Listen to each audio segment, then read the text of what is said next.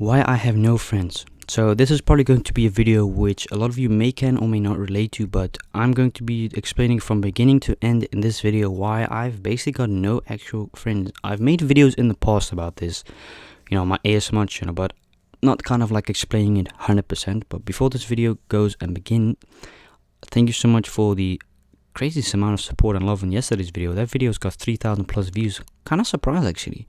I'm still quite, not happy about the whole fact, the whole incident yesterday situation, me about quitting my job. But if you haven't seen that video, you should definitely go and check it out, because I don't want to explain it in this video, because I just want to talk about why I have no actual friends. So, enjoy the video, man. I've got no friends. Now, I've mentioned this quite often in the past, and still to this day, I'm quite open and honest with it. I don't have actually any good friends. And it all kind of started since the beginning. Now, for those who do not know, I've got autism, which doesn't always actually mean something is negative. But to be quite fair, in this case, it sort of is. It kind of disrupts my social, life. But to be quite fair, I also choose not to go socialize with people that I'm not quite comfortable around with. But I never really grew up liking people. Now, this is kind of strange to some people, but I don't actually like being around people that much. I prefer to be kind of alone, really. That's why I'm actually most of the time, like 85% of the time, I'm actually up in my room, self-isolating myself from the outside world. Not because I'm afraid of it, not that, but I just personally don't feel comfortable being around people, and I can see what people can do, how they can take advantage of you being a nice person. People can do the weirdest stuff, man. They can be and pretend to act very nice in the beginning, but the more you get to know them, the more assholes they become, really. And I've been through that quite often. But I grew up, right, not really liking people that quite much. Always felt very unsafe being around people, especially being around people I didn't actually know.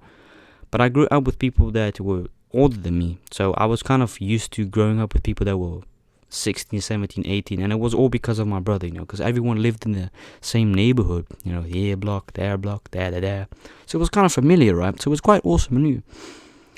But I had quite a lot of difficult socializing with people on my school. So in kindergarten, right, I had quite a lot of difficulties because no one knew back in the time what was wrong with me. Even my parents couldn't figure it out. So I eventually got tested at the age of 5 or 6, because I remember it was my birthday. I was 6 years old, and they found out I had autism. I'm just going to keep it very honest. Autism is something, it's just going to be a fact. Obviously, autism isn't something you can cure. It's not a disease. A lot of people think it's a disease you can cure or not. No, just going to clarify, it is not something you can actually cure. It's the same when someone says gay people you can cure. Those kind of things don't exist, my man. If someone is gay, then that's their own personal choice. Accept it or take it or leave it. Same with someone who's got autism. It can't be cured. Sometimes, I'm going to be honest, I would like to know what it's like living as a normal person, because I sometimes do get tired of myself, to be quite fair. I get headaches from myself because I'm so busy all the time. But anyways, growing up in kindergarten was pretty rough for me, because I was introduced to kids that I, first of all, didn't actually kind of like, to be fair. They were just not like me. They were kind of different, I suppose you can say. I don't know if they had autism just like me, but I never felt comfortable being around them. I was always kind of the shy person in the group, never socialized with people. I kind of felt like I didn't belong there. So from kindergarten I went there. I went to a new school, a special school. And there I kind of went, again, the same routine over and over. Didn't socialize because I was just, didn't know what to say to people. I wasn't very good at saying anything, and I was quite nervous, Especially being around the hot teachers. God damn, I had some hot teachers. Swoo! If you had a hot teacher in the days, you know you can't talk to her because you just get very nervous. I always get nervous around pretty people, but myself, I get so nervous when I see myself in the mirror. I'm like, damn, you definitely blessed to be this good looking. I know. Just kidding, obviously. And I'm not that narcissistic.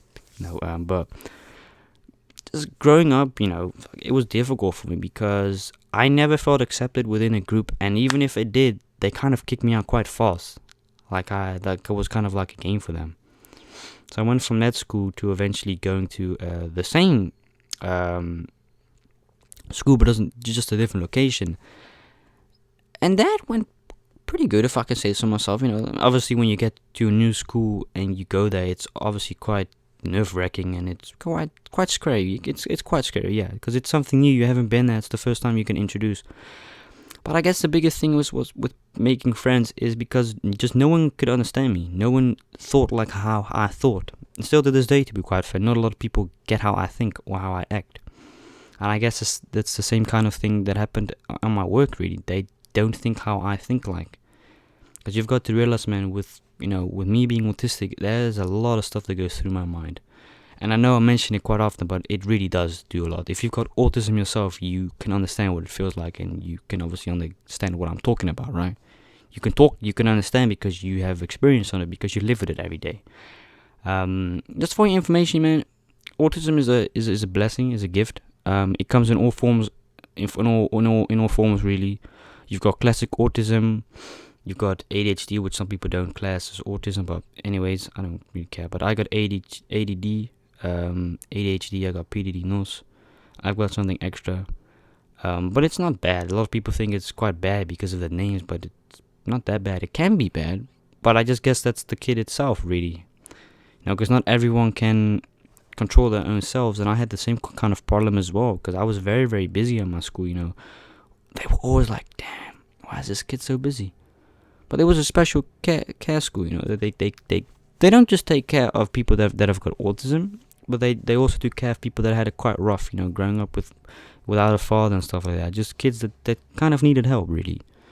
It was also growing up with them, it was gaining experience, and obviously once in a while I would try and socialize and go make some friends, but it never really turned out to be quite long lasting, really. And especially to this age, I'm just very careful, and it's definitely got to do with the fact that I've got a large following. Because you've got to realize, man, I can't just let anyone in my life who wants to be my so-called friend, because how do I know? How goddamn am I supposed to know if you want to be my actual friend? How am I supposed to know if you're not just going to try and take advantage of me because of my followers? How am I supposed to know if you're not just going to use me for my money? I can't figure those things out. So unfortunately, I have to sort of go through these tests in order to become friends with people. Now, I had friends a couple of months back ago. I don't want to name drop any because, I don't have contact with any of them. But the thing is, right, when you're doing so well in life, right, and I'm not just talking if you are an influencer / creator, but if you're just doing very well and people can pick up on that, right, they see that you're doing good, you've got success, you're growing by the day. It's quite often easy for people to just go and join you because it's the easy route for them, because they think they can get the exact same as you, but they don't actually understand that you've got to put effort into what you want to go and achieve. And it's the same kind of thing with YouTube. You can't just expect a following. You've got to work for it. You can't just expect money. You've got to work up your way to eventually get to the monetization part. A lot of people think it's just, you go make a video, that's it. No, it's more work than that, trust me. It's not just going and making a video. It's quite more than you think. But I just don't let anyone really in my life because I just can't trust them, unfortunately. If I didn't knew you before I did YouTube, I can't really trust you, really. Now, I have met with 3-4 people during my years, and it's kind of felt, nah, really. Just not a really good vibe, because what the kind of scary thing is for me? They know everything about me. They can search anything up for me, my name, my age, this and that. But I've got little to no actual information about that person who's going to want to meet up with me. I've got no clue who they really are, people. So I don't just go and meet up with people. For me, it can take months to go talk with people. And for me to actually trust the person, it all kind of depends on their vibe. Like, if I cannot sense a good vibe from you, then you can just go. Really, not trying to be arrogant, but if I can't vibe with you and don't feel comfortable being around you, then I don't want to get to know you better, because it just won't match regardless. Because then I just know for a fact this is quite a waste of my time. Let's got to do something else. I've been with people on and off, and I've decided to kind of step away from people and not make any friends, because at the end of the day, no one's going to have your back. That brother of yours ain't going to help you. He's not going to bail you out of jail if you're in prison. He's not going to come and visit you, because he's not in your position. He's not going to help you with this and this and that. And I know for a fact I've got backup from my actual family. And I know for a fact I can always depend on my family, because they'll always be there for me, and I'll always be there for them. They are my actual true friends for life. And now I'm quite aware of the fact not everyone can can talk about their parents like that, which, if that's the case, my sincere apologies. I wish you and your parents had and have a good relationship with you. My condolences obviously to that. But you've just got to be so careful with who you just go and let in your life, man. Especially when you're an online influencer, people intend to get hooked to you not because of who you actually are as an individual, but at what you can do and what you can achieve. They can see every single step that you're putting in. They are following you like a goddamn snake rattling through the woods, trying to catch that predator. You're the predator, but you don't actually realize you're getting followed and seen 24/7. And it's the same kind of thing with online. It's quite a dangerous thing. So friends for me are quite frankly non-existent, because just don't trust people. I don't just let anyone in my life, because I just can't let people take advantage of me. And I'm quite the person who likes to keep his privacy. I don't just go and take someone to my house. I just don't do those kind of things. It builds trust up for me to go take you to my house. But don't get fooled by how someone looks or acts in a group, because people always act different when they are alone or in a group. And I've noticed that quite a lot. In a group they're very calm often, but this and that, but when they're alone they're like a total different kind of person. And I've been through that as well. Real friends aren't actually a real thing. And you've got to realize that, man. If you're right now watching this video, listening to me, go and build on your future, man, because it's nice and cool with your friends, but are they going to be your friends for the rest of your life? Highly likely not. Are they going to be there for you forever? Highly likely not. Are they going to ever help you if you're down? Highly likely not. Because at the end of the day, you've got to take care of yourself. You've got to take care of your business, of your family, of your future. These people aren't going to do that for you later, and you shouldn't depend on those kind of people, man. Friends are good to have for a short amount of time, but you've got to realize when you're at an age of 17, 18, you've got to go start thinking about yourself and be self-aware of your surroundings. You've got to be focused on who you let into your circle. You've got to let only good people around you that are actually willing to work hard and dedicate their life towards a certain thing. If that's not the case, cut them off immediately, because you don't want negative vibes around you. And that's why I don't keep negativity around me. I'm strongly against it. I only want positive vibes. There's a difference with feedback, but that's cool. But if someone is negative in my circle, I cut them off immediately, because I'm not in the mood for moaning the whole day. Go do something. Go enjoy your life instead of moaning to me every day. I don't want to hear your goddamn life stories, my man. Go do something. You're annoying me. I don't want to app you all day. And a real true friend doesn't feel embarrassed to go with you in public, doesn't mind doing these kind of things, actually enjoys spending time with you, checks up upon you, on the most random times. And to be quite fair, I don't have anyone that does that. But it's because I don't depend on people. Because I know I'm a survivor, and I've survived, and I'm still surviving till this day, because I have been a loner since day one. Don't let people drag you down because they are your friends and you feel bad if you go leave them behind. Hey, would they do the same for you? Nah, my man. Cut them off. Focus on your goddamn self, man. Focus on your soul, mind, and body, and on your future, because that is the most important thing. You have got to make it later, man. That's what I'm trying to do. That's why I'm not letting anyone get into my circle, because I'm trying to focus on the important things in my life. That is me, my family, and my future. Those are the three things that I'm going to be focusing on till the day I am not here and I'm in my coffin. Those are the three most important things for me. Yeah, okay, it's cool once in a while talking to someone, but I don't necessarily need to be their friends. I don't want them in my personal life getting to know me too much and do better, because then they'll be too comfortable, and then they do something which you don't like, and they be like, why would you react like that? Because I don't feel comfortable with what you just did. I feel really offended.